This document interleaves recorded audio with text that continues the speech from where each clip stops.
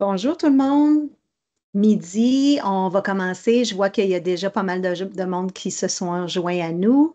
Alors, bienvenue. Bienvenue à notre webinaire en français. On a fait ce webinaire-là en anglais la semaine dernière. Alors, je suis contente d'être avec vous pour faire la version française aujourd'hui.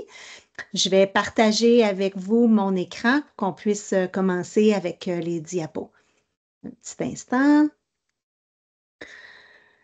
Un petit instant. OK.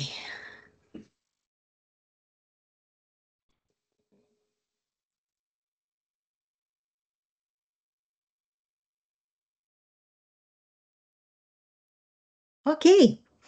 Alors, ben, encore une fois, bienvenue à tout le monde. Merci de prendre quelques minutes avec nous. On a jusqu'à 1 heure aujourd'hui pour parler de consommation chez les jeunes dans l'optique et dans le contexte de la rentrée scolaire. On sait que, ben, on est encore en temps de rentrée scolaire, là, on approche la fin septembre, mais cette période-ci de l'année pour nos jeunes est une période qui est bien excitante, qui amène parfois des nouveaux défis, nouvelle école, nouvel ami. Et dans ce contexte-là, euh, on voulait vous parler de consommation et de sources de stress potentielles sur nos jeunes. Donc, pensez à justement quel genre de stress ils font face et comment ils peuvent faire face à ces stress-là. Puis la consommation, à ce moment-là, peut être une source de stress pour eux. Euh, non, pas une source de stress. Ce que je veux dire, c'est la consommation peut être une méthode d'adaptation au stress, puis on va regarder ça ensemble avec nous. Mais avant de débuter, si vous vous êtes joint à nous dans le passé, vous avez travaillé avec nous, collaboré avec nous, vous avez peut-être connu sous le nom de Jeunesse sans drogue. C'est tout nouveau. On s'appelle Substance maintenant. On s'informe, on en parle. Et ben, je suis là pour vous dire qu'on a exactement la même mission que l'on avait avant. On veut s'assurer que tous les jeunes puissent vivre leur vie à l'abri de la consommation problématique de substances et de dépendance. J'ai un petit vidéo pour vous qui ne dure qu'1 minute et qui met bien en contexte là, cette nouvelle transition, cette nouvelle phase pour nous, mais qui demeure toujours, comme je dis, avec une mission de prévention, éducation de consommation problématique chez les jeunes. Alors, je vais partager avec vous la petite vidéo.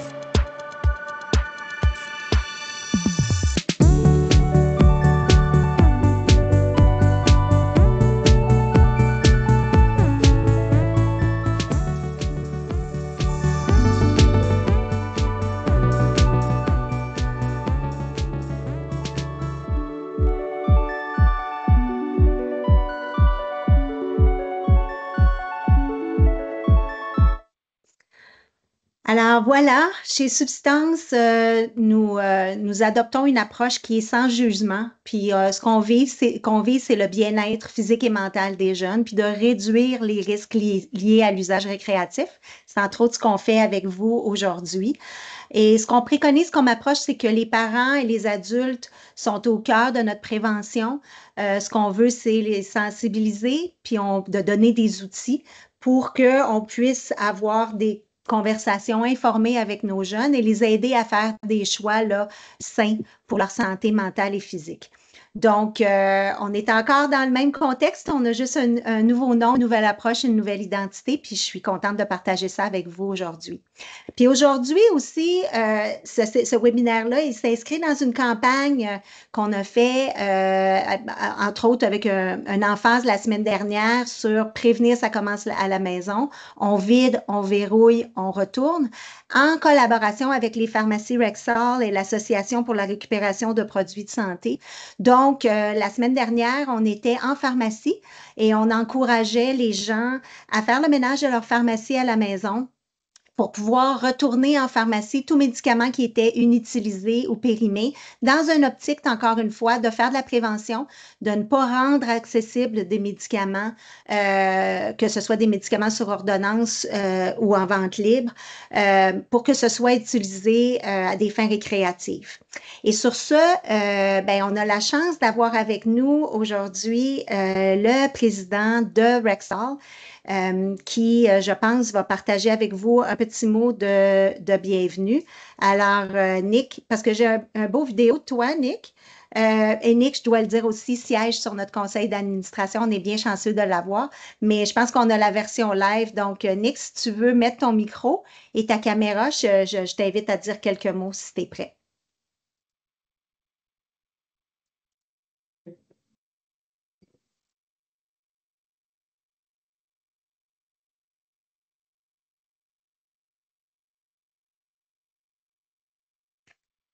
Chantal n'est pas capable de faire fonctionner son micro. Il n'est pas capable de faire fonctionner son micro. Non, Donc, mais non, peut-être c'est Teams. Ah, Steve vient He should juste be able de... to now. I just gave him permissions. Me voilà, There we go. Chantal. OK, je vais arrêter, m'a donné la caméra. Et voilà. Bonjour, Nick. Hey, bonjour Chantal, bonjour tout le monde.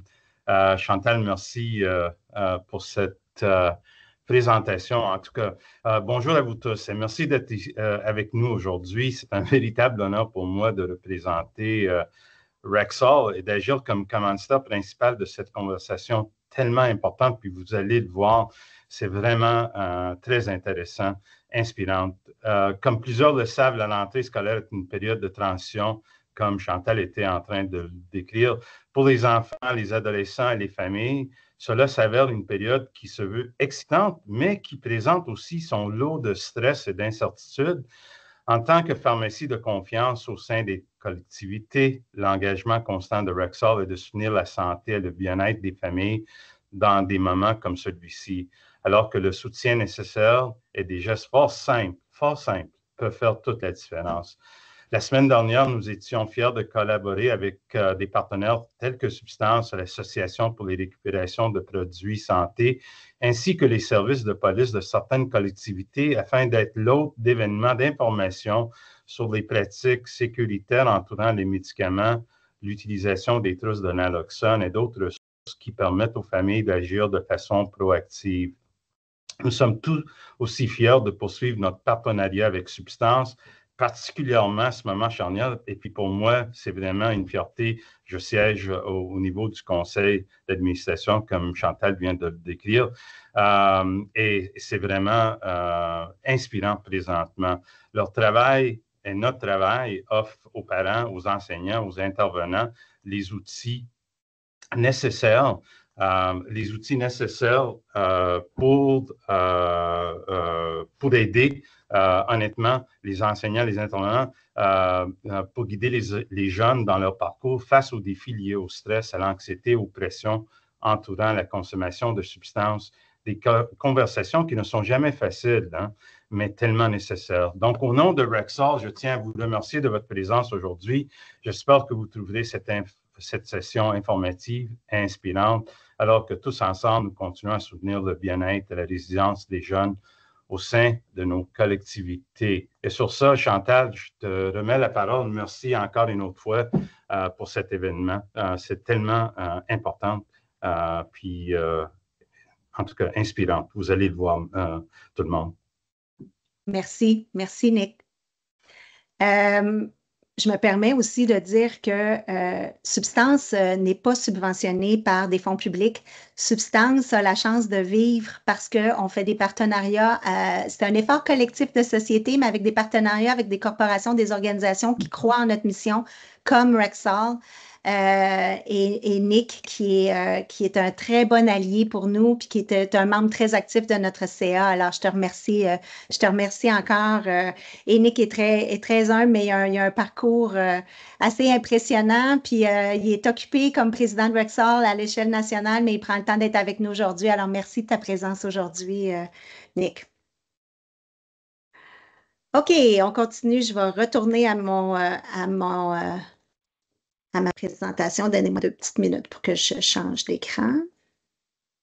OK. Alors, aujourd'hui, comme je vous ai indiqué plus tôt, puis Nicolas en parlait aussi, on va regarder les répercussions du stress dans nos vies à nous aussi qui participent aussi, mais dans la vie de nos jeunes, dans un contexte aussi de rentrée, comme je disais, où est-ce qu'ils peuvent avoir des nouveaux stress, des nouveaux groupes, des nouveaux amis, une nouvelle école. Ensuite, on va comparer différents mécanismes d'adaptation, y compris la consommation de substances, puis de découvrir des alternatives qui peuvent être peut-être plus saines ou utiles. Et on va identifier les facteurs de risque et de protection qui influencent la consommation et le bien-être des jeunes. Puis à la toute fin, j'ai un court sondage qui va nous permettre, comme je disais tout à l'heure, là, on n'a pas de fonds publics pour subventionner nos activités. Donc, on a juste un petit un code QR. Vous pouvez remplir le sondage. C'est 2-3 questions. C'est pas compliqué, mais nous, ça nous permet de revenir aux gens qui nous supportent puis de leur dire l'impact de nos efforts. Puis ça nous permet aussi de nous améliorer pour les ateliers futurs. Donc, si vous pouvez prendre 2-3 petites minutes à la fin, c'est pas long, mais ça va nous aider. Alors, sur les prochaines diapositives, je vais vous poser 5 questions totales. C'est pas trop compliqué, mais je vais vous demander de répondre avec la fonction chat dans Teams pour me donner quelques réponses là, sur le stress de façon générale. Alors, j'y vais tout de suite avec la première question. Quand vous étiez ado, vous, je vous remets ça à vous, là, si vous êtes capable de vous de repenser à ces années-là, tout dépendant de si ça fait vraiment longtemps.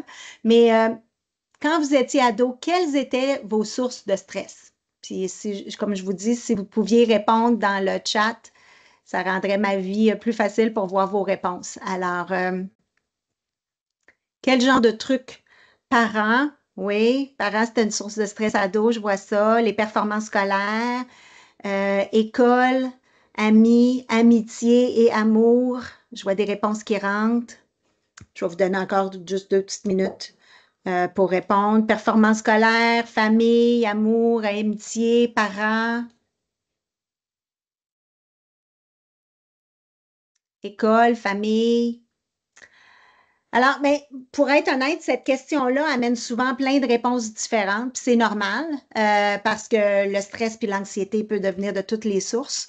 Mais quand on présente ce webinaire-là, comme je vous disais, on l'a présenté la semaine dernière en anglais, ce qui revient plus souvent, c'est l'école, la pression d'avoir des bonnes notes, de réussir. La pression des pairs aussi. Donc, vouloir s'intégrer, l'image de soi, l'influence des amis, l'apparence, c'est une source de stress. La famille. J'ai vu dans les réponses, vous avez dit parents. Oui, la famille. Aussi dans un contexte parfois quand il y a déjà de la consommation à la maison ou des situations parentales, des divorces, du stress, des traumatismes familiaux, c'est des sources de stress. On a aussi les amis. Les relations, se faire des nouveaux amis, garder ses amitiés, c'est des réponses qui reviennent souvent. Puis une des réponses qui revient aussi, c'est l'argent. Ben oui, même ados, nos ados, ça peut être une source de stress. Puis quand on demande justement aux adultes qu'est-ce qui les stressait, la situation financière de la famille, par exemple, se trouver un emploi à temps partiel, gagner de l'argent, ça faisait partie des stress quand on était ado. Alors, je poursuis avec une autre question. Quand vous pensez à ça, ces sources de stress-là, les parents, la performance, les amis, de quoi aviez-vous besoin quand vous viviez ces situations? Vers quoi vous vous tourniez? Qu'est-ce que vous faisiez pour alléger ces sources de stress-là? Encore une fois, je vous invite à aller dans le chat pour répondre à la question. Donc, vers quoi vous vous tourniez? Qu'est-ce que vous auriez aimé avoir pour avoir moins de stress? OK, alors j'ai soutien. Hey, vous participez super bien, c'est le fun. Alors, reconnaissance de mes pairs, soutien, amour, valorisation, parler avec mes amis, support des parents, parler avec quelqu'un, du sport, oui, effectivement, ventiler avec mes amis, c'est les réponses. Hey, j'aime ça, vous participez bien, c'est super. Parents, parents de mes amis. Ah oui, il était plus cool, tout le temps plus facile, hein, des fois, d'aller vers les parents des amis que nos propres parents. L'alcool, merci de votre honnêteté. Effectivement, quand on était ado aussi, peut-être que l'alcool était une solution à être moins stressé. Je me tournais vers les parents, vers les profs, vers le dessin, donc un passe-temps ici qui est soulevé, qui amenait à être moins stressé. Merci. Des fois, on fait des webinaires et je n'ai pas de réponse. Fait que c'est super le fun de vous voir participer. Merci beaucoup. Alors, ben encore une fois, il y a plusieurs réponses que vous voyez qui ressortent, mais encore une fois aussi dans les ateliers passés, le besoin de soutien revient beaucoup à cette question. Donc, les réponses les plus fréquentes, puis on le voit ici, c'est j'avais besoin que quelqu'un qui m'écoute, j'avais besoin de parler à quelqu'un, puis me sentir écouté, me sentir compris, me sentir soutenu, être validé aussi dans ce qu'on vit, puis pouvoir parler avec des personnes de confiance. Mais il y a un thème ici qui revient souvent. Il y a vraiment un besoin de communication et de soutien. Donc, quand on était ado et qu'on vivait du stress, pardon, on cherchait aussi à nous appuyer sur des personnes qu'on respectait et à qui on avait confiance. Puis aujourd'hui, en tant qu'adulte, on est de l'autre côté de cette conversation-là. Quand un jeune dans notre vie, que ce soit un élève, si on est enseignant, un enfant, un ado, un ami, vient vers nous avec un besoin, il n'y a pas besoin qu'on le juge, hein, qu'on règle tout pour lui ou qu'on essaie de le réparer. Ce qu'il cherche avant tout, c'est quelqu'un qui l'écoute, puis qui va peut-être proposer des idées, puis c'est une voie de confiance pour l'encourager. Donc, c'est le rôle qu'on vise à être en tant que parent qui accompagne ou en tant qu'adulte dans la vie d'un enfant, d'être là pour écouter dans un premier temps, puis de savoir qu'ils peuvent trouver un certain réconfort et avoir confiance de pouvoir venir vers nous. J'ai dit 5 questions. On est rendu à la question numéro 3. Maintenant, dans votre vie de tous les jours, si je vous demandais comment gérez-vous le stress et l'anxiété dans votre vie présentement? De quoi ça a de l'air, votre gestion de stress, puis vers quoi vous retournez quand vous avez une grosse journée, puis vous êtes stressé? Comment vous faites pour gérer votre stress? Je serais curieuse de savoir si madame qui a répondu dessin, si elle fait encore du dessin. La marche, encore, on voit le sport qui revient. OK.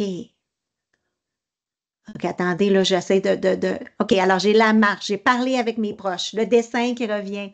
Marche, musique, respirer, yoga, exercice, marche, la musique, le Zumba, et on a du monde actif. C'est super. Les sports, l'art, prendre du temps pour moi, marche, musique, artisanat, le sport, le coloriage, activité physique, jardinage, bûchage. Hey, j'aime ça, bûchage, ça doit être le fun pour le stress. Nature, Dairy Queen. Oui, c'est vrai que ça fait du bien. Moi aussi, j'aime ça, un petit sundae aux fraises. Discussion avec mes proches, la marche, médiation, eye movement therapy, intéressant. Nature, parler, besoins personnels. Mais écoutez, encore une fois, on a plein de réponses différentes, puis c'est parfait. Parce que ça prépare bien le terrain pour les prochaines diapositives, les façons dont on gère le stress et l'anxiété. Tantôt, quand je vais en parler, on va parler de mécanismes d'adaptation. Donc, gardez vos réponses en tête parce qu'on va y revenir. Mais comme j'ai indiqué, là, il y a souvent des réponses qui reviennent. Puis parler, passer du temps avec la famille, les amis, prendre une pause, faire de l'exercice. Ce sont souvent des réponses qui reviennent. Et consommer de l'alcool ou des drogues revient aussi. Souvent, c'est une des thématiques qui revient comme une façon d'adresser le stress, mais comme je parlais, là, comme mécanisme d'adaptation. Ma 4e question. Présentement, quelle est votre relation avec les substances? Est-ce que c'est une relation positive, négative ou neutre? En vous basant soit sur vos propres expériences ou celles des personnes autour de vous. Si je vous demandais de qualifier votre relation avec les différentes substances. J'ai beaucoup de neutres. Intéressant. Donc, ni positif ni négatif. OK? C'est intéressant. Je trouve ça intéressant parce que justement, cette question-là était faite pour être difficile parce que choisir entre positif puis négatif, c'est pas si simple que ça. Parce qu'en fait, le problème, c'est que si on en parle en bon ou en mauvais, ça peut devenir stigmatisant, autant pour la substance que pour la personne. Donc, plutôt que voir ça en noir et blanc, ce qu'on veut, c'est on aime parler en termes de sécurité et de risque. On essaye d'enlever le jugement de ça, puis ça ouvre la porte à une vraie discussion chez les jeunes. Donc, au lieu de dire c'est carrément c'est stupide ou c'est négatif. C'est vraiment de voir ça en fonction des risques, puis la gestion de ces risques-là, puis d'être en sécurité, puis d'amener notre jeune avec de l'information factuelle pour les amener à prendre des décisions informées pour eux-mêmes.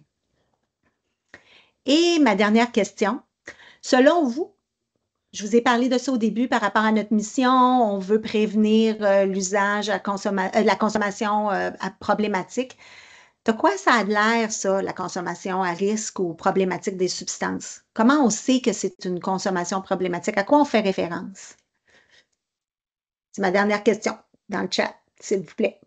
Si je vous demandais à définir une consommation problématique.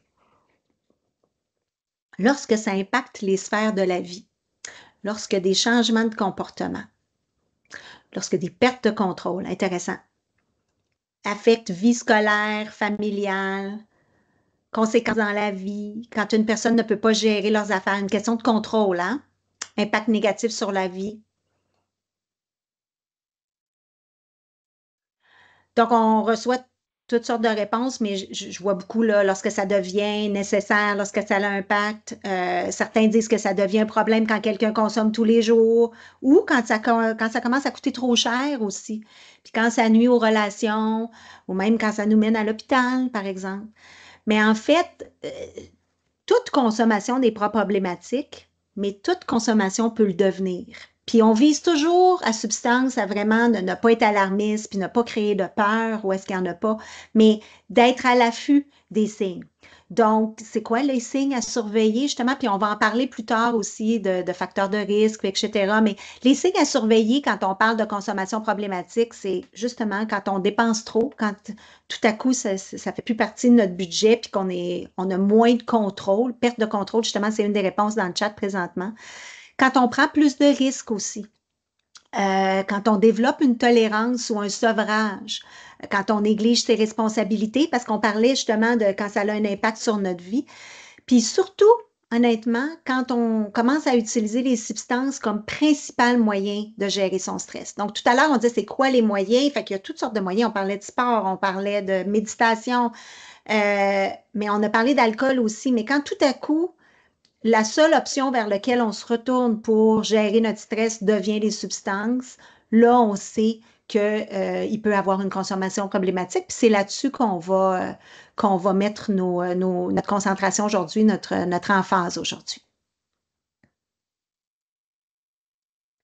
Ah, je vous ai menti, hein? Je vous ai dit qu'on avait juste 5 questions, mais je vais vous demander encore de participer ici une autre fois. Le problème principal de santé mentale déclaré chez les jeunes est-ce que vous pensez que c'est la schizophrénie? Est-ce que vous pensez que c'est les troubles d'humeur, les troubles anxieux ou la dépression? Donc, de façon générale, si on parle de prévalence en santé mentale, qu'est-ce que vous pensez qui est le principal enjeu en santé mentale? Alors, je vois troubles anxieux de façon plus, en fait, tout le monde parle de troubles anxieux dans le chat présentement. Bien, vous avez raison.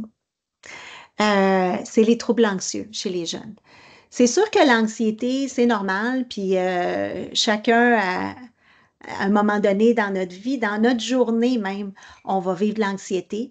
Ça survient quand on s'inquiète pour nos jeunes, par exemple, ils vont s'inquiéter pour l'école ou nous, on s'inquiète pour le travail, nos relations ou notre santé même.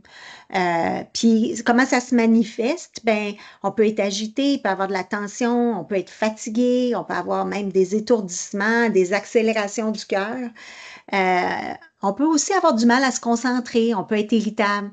Ça, c'est des réponses naturelles de notre corps. On le sait qu'on a ces réponses-là du corps, puis on sait qu'on est stressé. On sent notre cœur se battre plus vite, on est plus fatigué.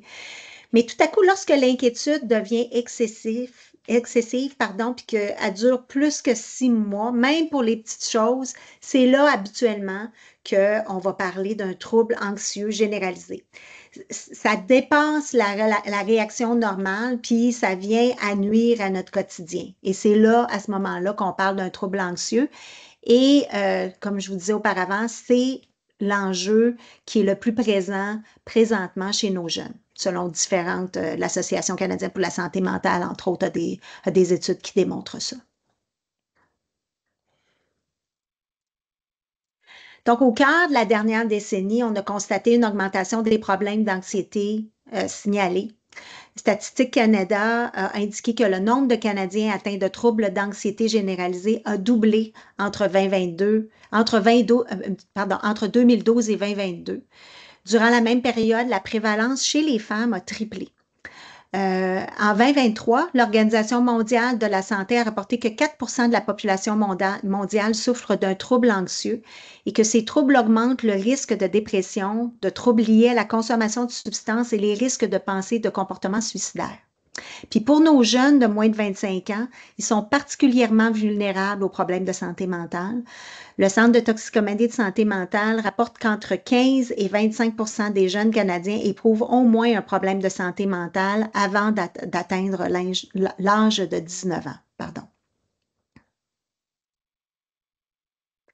Alors, quand on parle de la santé mentale des enfants et des jeunes, je vous donne quelques statistiques. Puis, la première partie de ma présentation, vous allez voir, je vais vous en donner pas mal de statistiques sur la santé mentale et la consommation. Puis, la deuxième partie, on va parler de comment justement aborder ces sujets-là avec nos jeunes. Alors, on sait que les moins de 25 ans sont les plus touchés par les problèmes de santé mentale et de consommation. On sait aussi qu'un problème de santé mentale va augmenter de 2 fois plus le risque de consommation problématique. Puis un problème de consommation va donner qu'il y a 3 fois plus de risques de troubles de santé mentale. En fait, une des statistiques les plus probantes, c'est que 90% des dépendants, des gens qui souffrent de dépendance ont commencé à utiliser, à consommer à l'adolescence.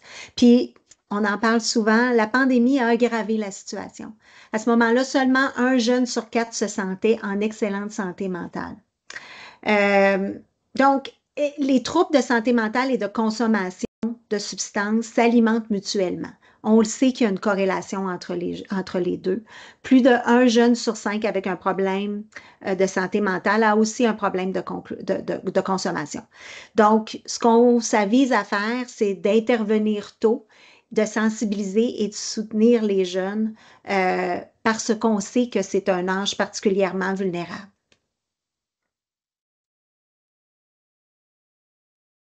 Donc, tout à l'heure, quand on a débuté avec nos questions, puis on disait comment on fait face au stress, si je vous parle de stratégie, on parle de stratégie ou de mécanismes d'adaptation.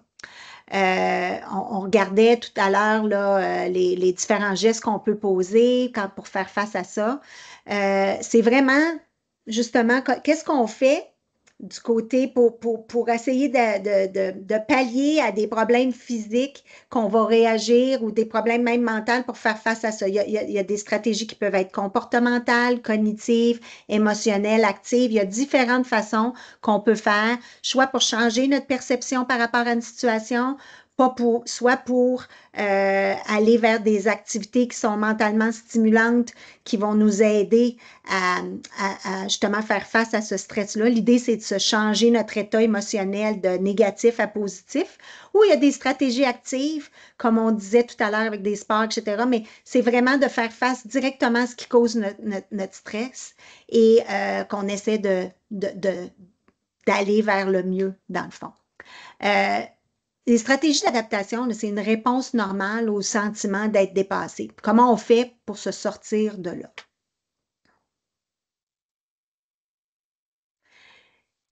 Il y a 2 catégories de stratégies d'adaptation. Il y a des stratégies qu'on appelle adaptives. Ça, c'est la façon dont nous changeons et nous adaptons à une situation de manière à ce que nous ayons des meilleures chances de surmonter le stress et l'anxiété qui y sont associés. Je vais vous donner des exemples ici. Puis ça, on les a vus tout à l'heure. Parler avec quelqu'un, la communication, c'était ça. On a parlé d'écrire dans son journal, on a du coloriage tantôt. Faire attention à son sommeil, avoir une alimentation équilibrée. Tantôt, on parlait de marche, de yoga, exercice physique, écouter de la musique. Ça fait que c'est vraiment des choses qu'on fait dans le but de s'aider de changer notre comportement, des émotions, de notre condition physique. Puis, ultimement, c'est pour surmonter une problématique quelconque. Puis habituellement, c'est susceptible d'aboutir à des résultats positifs. Puis parmi ces mêmes stratégies, justement, est-ce qu'il y a des choses qu'on pourrait partager, suggérer avec un jeune pour l'aider dans une période comme la rentrée, encore une fois? On sait que quand on a des ados, les habitudes de sommeil régulières, c'est compliqué, mais d'essayer d'expliquer justement que c'est une façon positive de faire face au stress et de s'aider à surmonter cette anxiété-là qu'on ressent.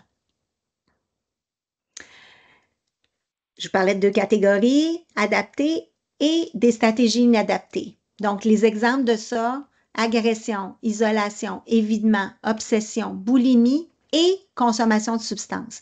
Donc, des stratégies inadaptées, c'est des méthodes dont on sert pour réduire rapidement et temporairement le stress et l'anxiété, mais au contraire de ce que je vous ai parlé à la diapositive précédente, ça a plus un risque d'engendrer des résultats négatifs. Donc, on est capable tout de suite d'adresser le stress. Par exemple, je suis stressée, je vais vapoter, je me sens mieux, mais les effets à long terme ou à moyen terme ont plus de chances d'avoir des résultats négatifs. Puis comme vous voyez, la dernière des stratégies qu'on montre ici, ce sont la consommation de substances, puis c'est là-dessus qu'on va se concentrer par rapport à la prévalence, etc. La consommation de substances et l'adaptation, dans un cadre d'adaptation. Donc, encore une fois, je vais vous partager quelques statistiques. Je vais les sortir tout de suite, toute la gang. Alors, on sait que l'alcool, c'est très répandu en termes d'utilisation par rapport à une initiation moyenne au Canada de jeunes à l'alcool se fait habituellement vers 13 ans. Et c'est souvent, habituellement, les parents avaient peur, « Oh, mon jeune va s'initier à l'alcool, il va aller dans un party, il va aller prendre de l'alcool », mais de plus en plus, on sait que les jeunes vont se tourner vers l'alcool comme mécanisme d'adaptation. La moitié des jeunes de 16 à 24 ans qui consomment du cannabis à des fins médicales ont affirmé qu'ils le font pour traiter l'anxiété ou la dépression. Quand je parlais de vapoter tout à l'heure, un jeune sur 5 du secondaire qui déclare vapoter le fait pour se détendre ou réduire la tension. Donc, c'est pas nécessairement parce qu'il veut être cool puis il veut aller avec ses amis, mais c'est vraiment une question de faire face à son stress. Et un jeune sur 8 du post-secondaire qui consomme des antidouleurs à des fins non médicales le fait pour gérer son stress. Donc, on a beaucoup de recherches qui démontrent qu'il y a une corrélation entre une gestion du stress et une certaine consommation chez nos jeunes pour faire face à cet enjeu de santé mentale. Consommer de l'alcool ou des substances peut causer que des sentiments de stress et d'anxiété augmentent ou diminuent. Qu'est-ce que vous pensez? Parce que je viens de dire qu'il y a une consommation qui se fait pour justement faire face aux sentiments de stress et d'anxiété. Est-ce que vous croyez que ça fait augmenter ou ça fait diminuer les sentiments de stress? Alors, je vois augmente. Ça dépend. Nick dit que ça dépend, augmente.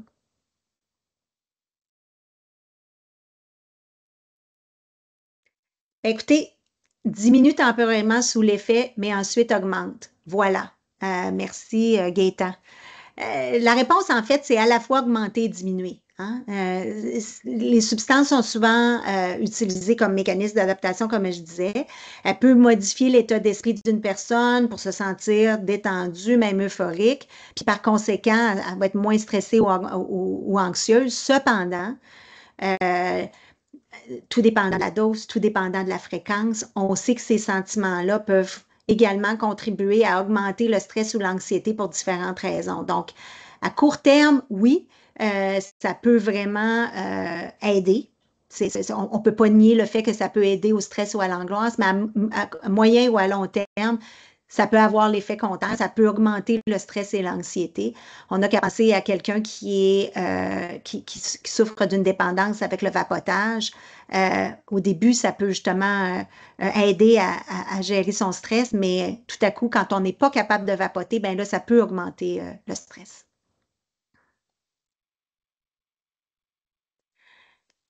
Je vais vous parler rapidement des neurotransmetteurs parce que c'est ce qui agit dans la consommation. On sait que la dopamine est un neurotransmetteur que notre cerveau libère pour aider à identifier le plaisir, la motivation, la satisfaction. Puis lorsque nous faisons des choses qu'on aime, notre cerveau libère de la dopamine, puisque presque comme pour nous signaler qu'on devrait continuer à faire ces choses-là. Ah, je m'en vais faire du jogging, ça me donne la dopamine, puis ça me donne le goût d'y aller plus souvent. Au fil du temps, par contre, le cerveau apprend à devenir moins réceptif à la dopamine, à la fois en vieillissant et en faisant les mêmes activités encore et encore. Fait que ce même rush-là, il n'est pas tout le temps présent. Puis, du côté du GABA, ça, c'est un neurotransmetteur connu pour réguler le système nerveux de l'organisme, notamment pour maintenir l'équilibre émotionnel et gérer l'anxiété. Lorsqu'une personne se sent stressée ou anxieuse, au fil du temps, son cerveau libère du GABA pour essayer de calmer le système nerveux. Puis pourquoi je vous dis ça? Parce que ça a un lien avec la consommation de substances. Puis là, je vais vous parler rapidement de différentes substances parce que je veux me laisser du temps aussi pour vous parler de comment en parler avec nos jeunes. Mais on sait que l'alcool est un dépresseur du système nerveux central qui crée plaisir et relaxation, surtout en période de stress. On sait bien qu'il y a une normalisation de prise d'alcool dans différentes fêtes, puis il agit sur la dopamine. Au début, c'est agréable, mais le cerveau s'y habitue, puis on peut créer une tolérance et un besoin de boire davantage. Puis l'alcool agit aussi sur le GABA. Ça détend à court terme, mais ça peut réduire sa production à long terme, puis ça résulte que ça va aggraver anxiété et stress. On sait que l'alcool aussi perturbe le sommeil, ça diminue la qualité du repos et contribue à l'anxiété et à la dépression. La consommation excessive aussi entraîne ce qu'on appelle couramment la gueule de bois. Et ça peut, particulièrement chez les personnes avec des antécédents d'anxiété, créer de l'anxiété le lendemain aussi. Donc, en conclusion, l'alcool, ça peut soulager temporairement le stress, mais à long terme, ça va augmenter les risques de troubles physiques et mentaux. Donc, si on l'utilise à titre de mécanisme d'adaptation, à long terme, voici à quoi on peut s'exposer. Par rapport à la nicotine, on sait que la nicotine libère rapidement de la dopamine et du GABA, puis ça provoque à ce moment-là du plaisir, un certain sentiment d'euphorie, puis de la relaxation. Et ça se fait très rapidement. Ça se fait rapidement, mais les effets sont très temporaires aussi. Donc, 30 minutes à quelques heures, tout dépendant. Puis ça va être suivi d'un sentiment de manque, donc de symptômes de sevrage. Alors, on va avoir de l'irritabilité, de l'anxiété, on peut être fatigué, on peut même avoir de l'insomnie quand on est en manque, puis ça crée un cycle de dépendance. Donc, le besoin de consommer pour soulager le stress ou le malaise revient rapidement, ce qui fait qu'on tombe dans un cercle vicieux. À long terme, le tabac entraîne, ce qu'on sait, c'est le cancer, autres problèmes de santé, et les effets du vapotage sont encore pas mal inconnus. C'est quand même assez tout nouveau par rapport à la recherche de ce qu'on avait sur la cigarette dans le temps. Fait qu'on en découvre encore à tous les jours. Mais ce qu'on sait, c'est que les jeunes, surtout avec des problèmes de santé mentale, sont plus vulnérables à la dépendance. Donc, on sait que la nicotine, ça soulage le stress, mais ça se fait de façon temporaire, puis ça ne règle pas l'anxiété. Et malheureusement, ça fait souvent place à la dépendance quand on est exposé sur une fréquence assez soutenue. Enfin, il me reste 2 substances, le cannabis et les opioïdes. On sait que le cannabis contient du THC et du CBD. Ça agit sur le cerveau et le corps. De faibles doses de THC peut détendre chez certaines personnes. Donc, ce qui est intéressant avec le THC, c'est que pour certaines personnes, ils peuvent dire « moi, je prends du cannabis parce que ça me relaxe », mais chez d'autres personnes, ça peut provoquer de l'anxiété, nervosité, de la paranoïa. Puis une consommation élevée ou régulière chez les jeunes peut entraîner des hallucinations, des crises de panique, des épisodes psychotiques. Quand on pense que s'il y a certains mythes qui disent que le cannabis est inoffensif, tout dépendant de la teneur en THC, de la fréquence d'utilisation, ça peut créer de l'anxiété qui va tout à l'envers de penser que ça va être là pour nous détendre. Puis on sait que les jeunes sont 2 fois plus susceptibles de développer un trouble lié au cannabis parce que le cerveau humain continue de se développer jusqu'à l'âge de 25 ans. Le THC libère aussi beaucoup de dopamine. Donc, c'est sûr que si on en prend et qu'on n'a pas cette anxiété-là, ça peut avoir cet effet-là gratifiant parce que ça libère beaucoup de dopamine, mais ça peut réduire le GABA qui augmente les risques de troubles psychotiques. En fait, on n'a pas non plus de preuves actuelles qui soutiennent qu'un usage du cannabis pour traiter l'anxiété ou la dépression peut être efficace malgré la croyance de certains jeunes. Donc, le cannabis peut sembler relaxant, mais ça comporte certains risques psychologiques importants, surtout chez les jeunes. Puis surtout dans une optique aussi où est-ce que, comme j'expliquais plus tôt, quand on ressent ce rush-là de dopamine, bien, plus on est exposé sur une base régulière puis à des fortes doses de THC, plus ça va nous en prendre en effet grandissant pour avoir le même feeling. Enfin, les opioïdes, on sait qu'en 2019, un Canadien sur 8 a reçu des opioïdes sur ordonnance pour la douleur et que ces opioïdes-là provoquent un fort pic de dopamine qui crée du plaisir, de la motivation, de l'euphorie, mais on sait aussi que ça peut mener à une dépendance et que l'abus est en hausse chez les jeunes. Et malheureusement, oui, on a des jeunes qui utilisent des opioïdes à fin récréative. Puis que le sevrage entraîne de la douleur, de l'agitation, de l'insomnie, de l'anxiété. C'est sûr que les opioïdes ont une fonction dans notre société, que ça soulage la douleur, puis ils sont prescrits, mais il faut que ça soit prescrit par un spécialiste de la santé, puis que ça soit suivi, parce que les risques sont élevés pour la santé mentale et physique, surtout chez les jeunes, quand ils sont pris de façon récréative. Facteurs de stress liés à la consommation, je pense qu'on en a parlé, mais les points importants qui peuvent aggraver le stress et devenir problématique quand on utilise la substance pour faire face à un autre stress, mais ça peut engendrer des baisses de performance scolaire, des risques pulmonaires, ça touche notre santé physique, il y a des dangers de surdose, d'hospitalisation, il y a des coûts aussi. On sait que nos jeunes, si un jeune vapote et prend du cannabis, ça peut aller jusqu'à 1560, on l'a quantifié, 1560 $ par année. Alors, ça peut amener un stress pour pouvoir justement financer cette consommation-là. Il peut avoir des conséquences juridiques aussi. On parle de casier judiciaire, de pouvoir d'avoir un direct impact sur nos emplois, etc., par rapport à une consommation fréquente. Ça m'amène à vous parler d'avoir des conversations justement par rapport à tout ça. Comment on met ça en contexte? Ce qu'on dit, c'est de commencer tôt, puis d'adapter nos conversations en fonction de l'âge de notre jeune. De la même façon qu'on parlerait à vos plus jeunes enfants des mesures de sécurité de base, ce qu'on dit, c'est de commencer les conversations sur les substances assez tôt, puis cibler l'information, puis je vais vous donner des exemples là, en tenant compte de l'âge puis du stade de développement. Commencez tôt à parler avec votre jeune et garder le dialogue ouvert à mesure qu'il grandit. Ça peut faire une énorme différence dans la prévention de consommation de substances. En fait, là, il faut juste que vos enfants ils savent que vous êtes à l'écoute, puis vous êtes là, puis vous êtes curieux et que vous favorisez cette approche-là où que vous pouvez en parler. L'écoute active. De quoi ça a l'air, l'écoute active? C'est de poser des questions ouvertes. Alors, au lieu d'avoir un oui ou un non, de pouvoir demander parle-moi de ce que tu sais par rapport au cannabis. Parle-moi de ton stress ces temps-ci. Au lieu de demander ça va-tu bien? Oui. Es-tu stressé? Non. De lui demander y a-tu des choses, quel genre de choses pourraient te stresser et comment tu fais pour faire face à ça? Quand on parle de soyez positif, écoutez, moi aussi, j'ai 2 ados, donc je le sais que ça peut des fois être difficile, mais être capable de dire ah ben j'apprécie ton honnêteté. Si un jeune avoue une consommation précoce ou une façon positive d'aborder ça, c'est ben merci d'être honnête avec moi, puis j'aimerais ça qu'on puisse en jaser un peu plus. Savoir qu'on l'écoute. Savoir que c'est important pour nous.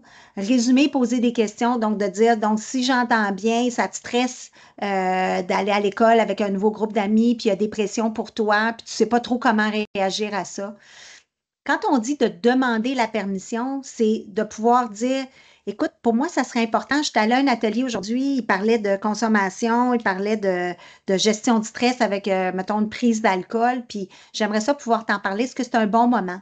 Dans l'optique où peut-être que notre jeune va dire non, ça ne me tente pas, je ne vais pas en parler tout de suite, mais de dire OK, c'est correct, mais qu'on puisse pouvoir dire, ben, sais-tu quoi, d'ici la fin de semaine, j'aimerais ça qu'on puisse en parler parce que c'est important pour moi. Donc, ils ne se prennent pas en embuscade, mais au moins, on puisse demander la permission de pouvoir en parler plus longuement. Justement, quand on parle en fonction de l'âge de nos jeunes, les jeunes qui sont à l'école primaire ou au collège, qui ont 14 ans, de 14 ans et moins, on sait que c'est des êtres indépendants, mais qui sont vulnérables, sont émotifs, sont curieux, puis sont pas mal centrés sur eux-mêmes à cet âge-là. C'est une période de développement où ils peuvent être tiraillés entre la sécurité et le confort de la famille, mais aussi la fébrilité d'être avec des amis puis avoir de l'autonomie. C'est à ce moment-là aussi que certains jeunes peuvent être plus susceptibles d'expérimenter avec des substances puis d'adopter d'autres comportements qui peuvent plus à risque. Encore une fois, je vous avais dit que le cerveau ne se développe pas complètement jusqu'à l'âge de 25 ans. Puis la dernière partie, c'est justement cette fonction-là du cerveau qui nous amène à être un peu plus à l'affût des risques dans notre vie, mais elle n'est pas développée jusqu'à l'âge de 25 ans parfaitement. Alors, ils sont plus prônes à prendre des risques. En tant que parent, ce qu'on dit, c'est ce qu'on va dire va avoir un impact sur eux. Il faut approcher ça avec curiosité au lieu de faire des grands sermons, mais tout est dans le ton. De mettre l'enfant sur la cigarette, l'alcool et le cannabis parce que ce sont souvent les substances qui sont les premières substances auxquelles ils sont exposés. Informez-vous, vous le faites aujourd'hui. Donc, amenez des faits, soyez capable d'en débattre avec vos jeunes, puis évitez d'avoir des tactiques de peur parce qu'on sait que ça ne fonctionne pas. Mais dans une optique où de démontrer que vous avez une certaine curiosité par rapport à ça, puis que vous voulez en parler avec eux, ça va mettre la table justement pour avoir des échanges plus authentiques et candides par rapport à la prise de substances. Je regarde mon heure.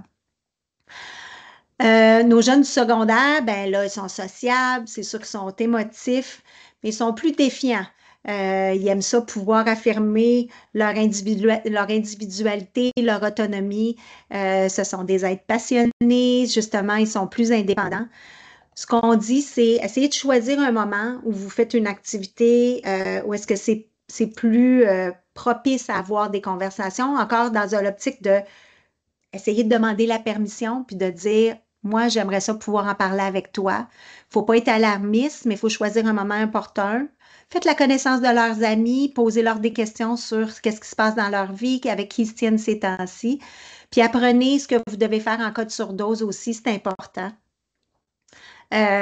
D'avoir, par exemple, une troupe de naloxone dans votre trousse de premiers soins. Ça ne veut pas dire que ça va se passer à la maison, mais que vous soyez prêts si ça se passe pour vos proches ou pour les gens qui sont invités chez vous. En fait, c'est vraiment un âge où est-ce que c'est important d'aller vers eux parce qu'ils ne vont pas nécessairement venir vers nous. C'est ce que nos ados disent, mais nos ados ils disent aussi qu'ils vont croire que vous êtes une source crédible d'information. Si vous vous êtes informé puis que vous revenez avec des statistiques, avec des faits, puis que vous êtes capable d'en parler avec curiosité, ça va permettre à vos jeunes aussi d'être curieux puis de vous poser des questions. Puis, il ne faut pas oublier aussi nos jeunes au post-secondaire qui ont peut-être quitté la maison ou qui ont peut-être beaucoup plus d'autonomie. Ces jeunes-là aussi font face à des stress et on sait que ces jeunes-là aussi sont en âge probablement légal, tout dépendant d'où vous habitez, d'aller acheter certaines substances. Donc, que vous soyez capable de jaser avec eux de leur source de stress qui a peut-être évolué avec le temps. Il y a des chances qu'ils ont déjà consommé puis qu'ils aient déjà fait leur propre choix. Mais il faut quand même garder un canal de communication ouvert puis être vigilant à l'égard de leur santé mentale, justement de pouvoir encourager des conversations sur comment ça va, as-tu des sources d'angoisse, puis comment tu fais justement pour venir parer à ce stress-là dans vos vies. OK, j'ai des petits scénarios. Encore là, ça ne se veut pas être des scripts très détaillés, mais juste pour vous donner des exemples, puis on en a plein d'autres sur notre site web, puis d'ici la fin de l'année, cette année, on va avoir des modules avec des scénarios de choix multiples où est-ce que vous pouvez aller vous tester puis essayer de voir comment vous pourriez vous pratiquer pour parler avec vos jeunes, mais je vais partager quelques petits scénarios avec vous, là, juste pour vous aider puis vous donner des pistes pour amorcer le dialogue. Alors, qu'est-ce qu'on dit si notre ado dit ah, je le sais, tu m'en as déjà parlé. Croyez-moi, dans ma maison, on en a parlé et je l'entends souvent celle-là. Alors, ce qu'on peut dire quand notre jeune dit ça, je sais qu'on en a déjà parlé, puis je m'excuse si tu penses que je t'harcèle, mais je veux pouvoir en discuter avec toi parce que je t'aime, puis je veux t'aider parce que je sais que tu vas être confronté à faire bien des choix, puis j'aimerais ça pouvoir t'aider puis t'appuyer dans cette démarche-là. Entre autres, quand nos jeunes nous disent que, quand on fait des sondages, puis qu'ils disent qu'ils croient leurs parents être une source crédible d'information, on est souvent perplexe. Moi, la première à dire vraiment, ils m'écoutent. Je n'avais pas l'impression que j'ai été écoutée. Mais la position de je t'aime, ça peut avoir de l'air quétaine, mais ça nous appartient aussi en tant que parents intervenants auprès de nos jeunes. Je t'aime, puis je suis inquiète. Ça fait du chemin. C'est pas d'instaurer un sentiment de culpabilité, c'est juste de bien se positionner dans notre relation puis de dire t'es important pour moi, puis c'est important qu'est-ce que tu vis. Puis pourquoi c'est important de faire cette approche-là, c'est qu'on dit que c'est une méthode efficace pour réduire la résistance, consiste à reconnaître les sentiments de l'adolescent. Donc, je le sais que je t'en parle souvent, mais voici pourquoi c'est important. Un autre petit scénario. Ah, je fais seulement ça de temps en temps, juste la fin de semaine. Tu n'as pas besoin de t'inquiéter, c'est pas grave. OK, qu'est-ce qu'on dit par rapport à ça? OK, je fais juste ça la fin de semaine. Mais ce qu'on peut dire, c'est, ben, je suis contente de savoir que tu ne fais pas ça régulièrement. Je sais que ça peut être néfaste parce que ton cerveau, savais-tu que ton cerveau ne se développe pas jusqu'à l'âge de 25 ans? Donc, être capable de parler de la science derrière le développement du cerveau. Puis, être capable aussi de dire, ah, mais qu'est-ce qui te donne l'impression que c'est pas grave, étant donné que c'est juste les fins de semaine, de pouvoir parler de fréquence puis de prévalence avec eux. Il y a peut-être des parents qui disent, moi, j'aimerais mieux qu'ils soient complètement abstinents, puis de dire, oh mon Dieu, là, ils viennent de m'avouer ça, puis il y a des alarmes qui partent, mais de pouvoir vraiment, premièrement, les remercier de leur honnêteté, mais de comprendre aussi comment ils font pour mettre des limites, puis où est-ce qu'ils pensent que leurs limites sont, pour savoir quand est-ce que ça va être grave. OK, tu me dis que c'est pas grave, mais on peut-tu explorer ensemble quand est-ce que moi, je pourrais avoir des signes, quand est-ce que ça pourrait être grave? Je pense qu'il me reste 2, 3 scénarios. J'en ai pris une fois, puis il ne s'est rien passé, fait que tu n'as pas besoin de t'inquiéter, ça va bien. Encore une fois, approcher ça, dire en curiosité, puis dire, ah, mais pourquoi finalement que tu en as pris juste une fois? C'est-tu parce que ton expérience, comment ça avait été, être capable de jaser de l'expérience pour savoir comment ça a été? Justement, quand je parlais tantôt du cannabis qui des fois va détendre, puis des fois va créer de l'anxiété, peut-être que votre ado a pris du cannabis, puis est devenu complètement parano, puis il n'a pas aimé ça, qu'on puisse en parler de ça, qu'on puisse en parler de l'incidence, puis des risques inhérents à ça. Donc, ça peut amener la discussion plus loin, puis savoir justement qu'est-ce qui s'est passé qui a fait qu'ils ont décidé d'en prendre juste une fois.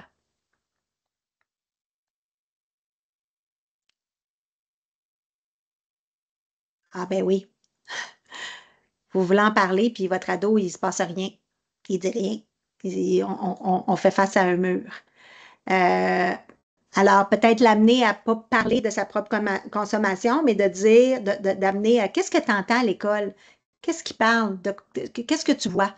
Qu'est-ce que tu sais par rapport à ça, par rapport aux autres? Donc, essayez, c'est pas un moyen détourné, mais essayez de voir dans quel contexte ils ont appris sur les substances, où est-ce qu'ils sont allés chercher leurs informations. Vraiment, à ce moment-là, utiliser, comme je disais, des questions ouvertes plutôt, de pas du oui puis du non parce qu'on va s'en aller vers du rien, mais de savoir qu'est-ce que tu sais sur où est-ce que tu es allé chercher ton information, comment tu peux savoir que ce sont des sources crédibles, ça va amener à alimenter la conversation. Puis en bout de piste, s'ils disent rien, c'est peut-être de dire, ben peut-être que là, c'est pas un bon moment.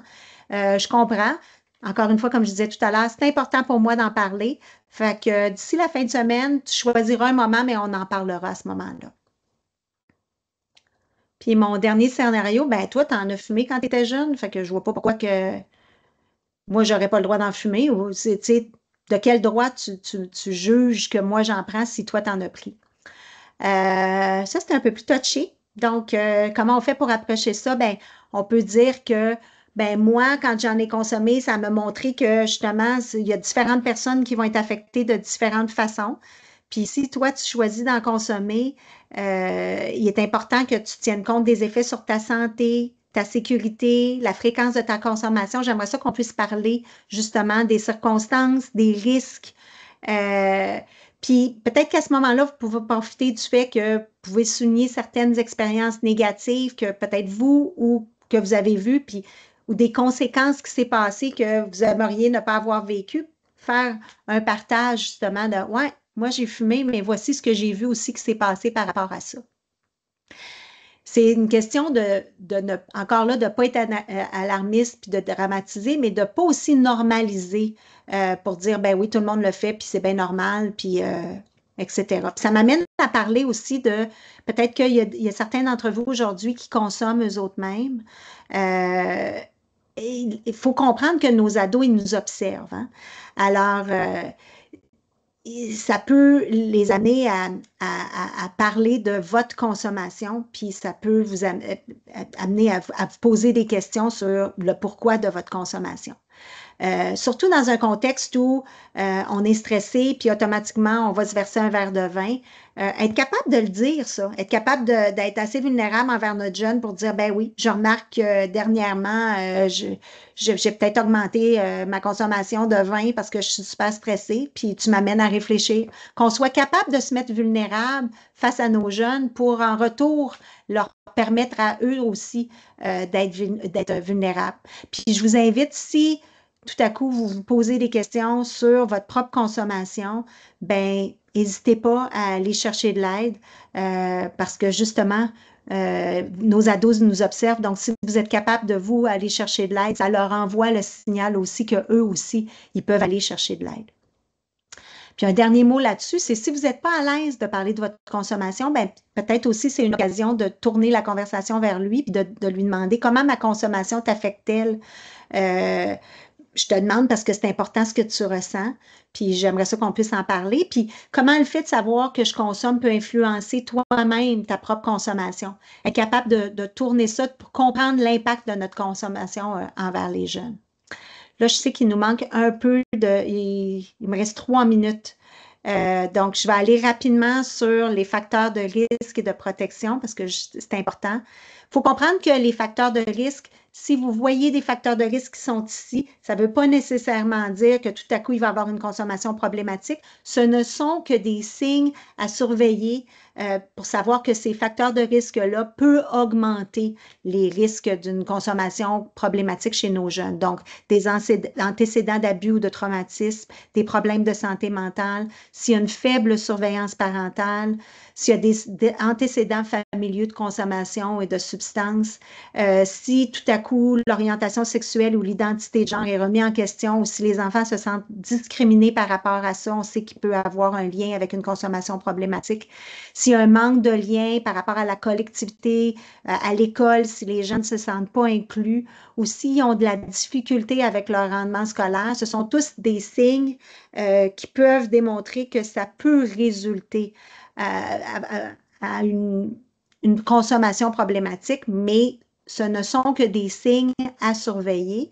De la même façon, de surveiller des facteurs de protection ou aller chercher ça et consolider ça et encourager ça. On sait que l'implication des parents et de la famille agit comme un facteur de protection, le soutien familial, la sécurité physique, se sentir inclus, soit au niveau de la collectivité ou de la famille, quand ça va bien à l'école, quand il y a de l'accès aux services sociaux, ce sont tous des facteurs qui peuvent agir comme facteurs de protection pour ne pas se tourner vers la consommation de substances comme moyen, un mécanisme d'adaptation, comme on parlait au début, pour faire face au stress. Encore là, c'est pas une recette, c'est juste pour être capable de mettre ça en contexte pour pouvoir favoriser des décisions saines par rapport à la santé physique et mentale de nos jeunes. Je vais passer cette diapo-là. Rapidement aussi, comme quand on parle de facteurs de protection, je vous invite à aller sur le site de l'Association pour la récupération de santé, de produits de santé. Association pour la récupération de produits de santé pour savoir comment retourner de façon sécuritaire tout médicament périmé et inutilisé. Rapidement, on met tous les capsules dans un sac en plastique. On enlève toutes les petites boîtes de pilules avec nos noms, etc. Donc, on met ça dans un sac en plastique et on peut retourner ça à toutes les pharmacies, incluant Rexall, mais ils vont les reprendre de façon sécuritaire et gratuite.